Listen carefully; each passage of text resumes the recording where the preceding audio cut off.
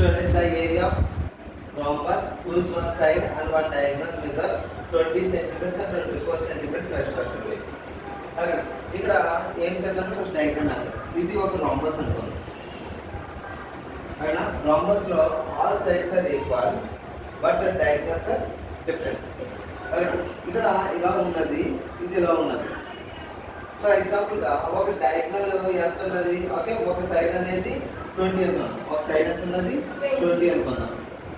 అయినా ఈ డయాగ్నల్ ఇక్కడ నుంచి ఇక్కడికి ఈ డయాగ్నల్ తీసుకుందాం. ఈ డయాగ్నల్ ఇక్కడ నుంచి ఇక్కడికి ఎంత అనుకుందాం 24. మరి ఇక్కడ నుంచి ఇక్కడికి ఎంత ఉంటుంది సగం ఉంటుంది కదా అంటే 24 లో సగం 24 లో హాఫ్ ఎంత 12 అంటే దీని లెంత్ ఎంత 12. ఓకేనా అయితే నీకు ఏం కావాలి ఇది కావాలి ఇది కావాలి కాబట్టి నువ్వు ఏం చేస్తున్నావు ఇక్కడ చూడు ఏమవుతుంది ఇక్కడ ఈ సైడ్ అనేది చూడండి మనం నేను చెప్తున్నాం పైథాగరస్ త్రిబేట్స్ త్రిబేట్స్ ఎలా ఉంటుంది 3:4:5 ఈ రేషియోలో చూడండి.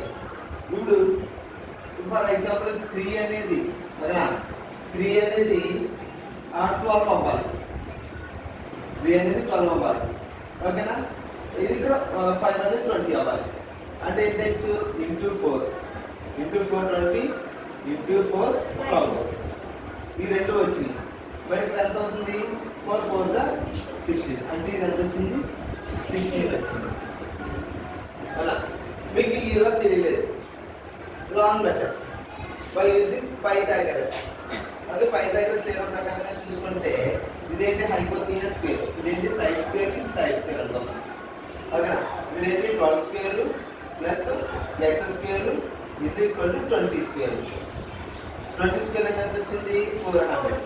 12 స్క్వేర్ అంటే ఎంత 144 అవుతుంది పక్కన ఏమవుతుంది -144 అంటే X square is equal to ఓకేనా 6 వచ్చింది ఇక్కడ 5 వచ్చింది బార్కి వెళ్ళింది కాబట్టి 3 లో నుంచి 1 తీసేస్తే 2 ఎక్స్ స్క్వేర్ స్క్వేర్ అవుతుంది పక్కన ఏమవుతుంది రూట్ అవుతుంది.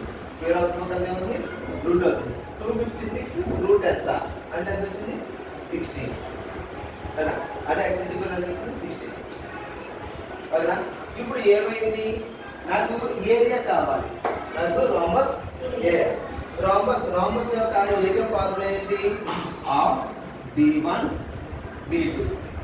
d1 అంటే డయాగ్నల్ ఈ డయాగ్నల్ ఎంత 24 ఈ డయాగ్నల్ ఎంత 24 హాఫ్ ఇంటూ 24 ఇంటూ d2 అంటే ఈ డయాగ్నల్ ఎంత అంటే ఇక్కడ నుంచి 16 ఉంది మరి ఇక్కడ నుంచి ఎంత ఉండాలి 16 ఉండాలి. 16 ప్లస్ 16 ఎంత 32